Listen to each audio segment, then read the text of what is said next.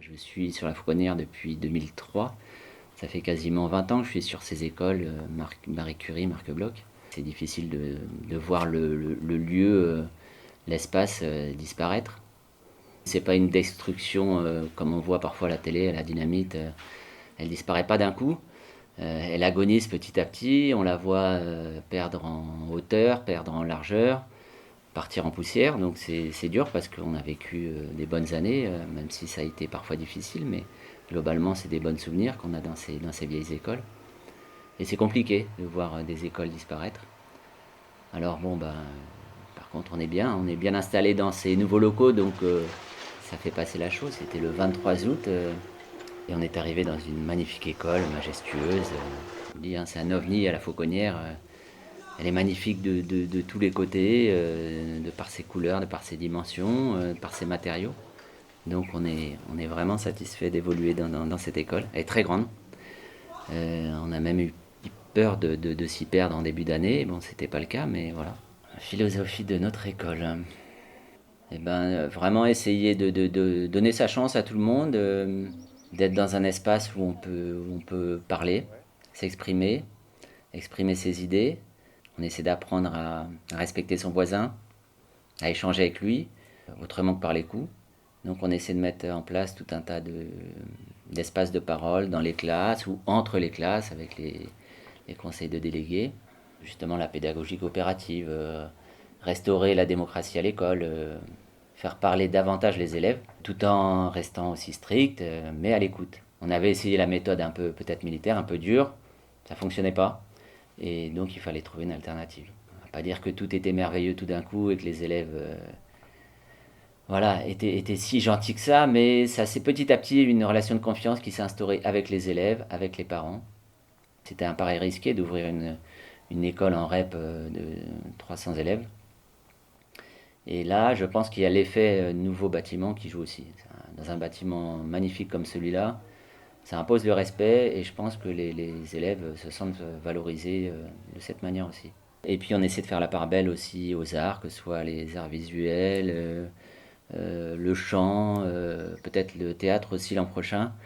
Parce qu'on a parfois des élèves qui ont des petites carences parfois au niveau de la culture, qui n'ont pas accès à autant de salles, autant de choses que d'autres élèves.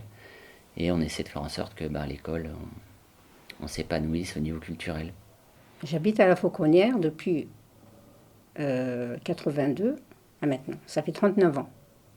J'ai travaillé à l'école Marie Curie de 97 à 2016. Je suis à la retraite maintenant.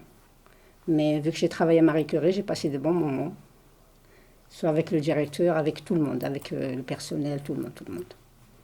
Aïcha, c'était une deuxième maman. Voilà, pour les S'occuper de enfants, pour nous, tout le monde, hein, pour le qui nous ramenait ménage. des couscous. Voilà, Voilà. voilà. Je travaillais. On était bien. Tous les enfants, ils m'adoraient, les petits-enfants. Je ramenais même des goûters pour les enfants qui n'ont pas de goûter.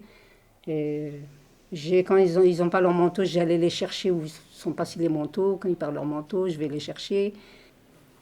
Non, moi j'étais en Algérie, mon école. Mais j'avais des maîtresses quand l'Algérie était française. Par contre, mes enfants, ils ont passé l'école à Marco Bloch.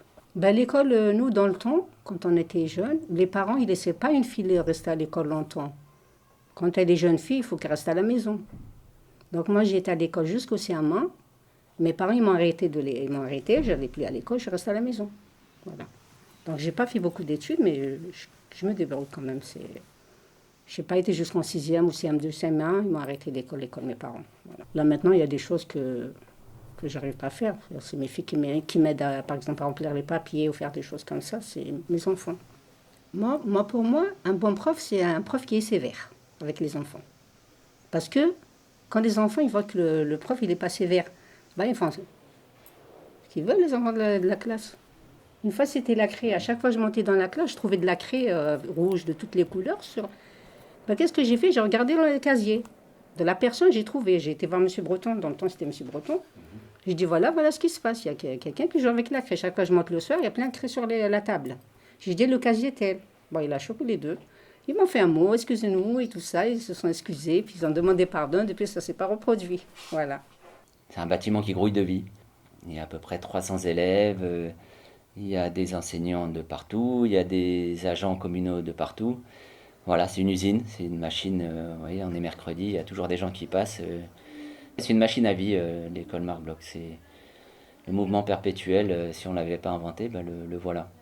Après, pour les personnes qui prendront la succession, qui pouvaient continuer à faire rêver les élèves dans des beaux projets, à continuer à les écouter, à faire en sorte que voilà, ce soit des citoyens éclairés, qui puissent faire des choix, qui puissent parler aux autres euh, et profiter de leur vie à l'école. Qu'ils passent de bons moments à l'école. Voilà.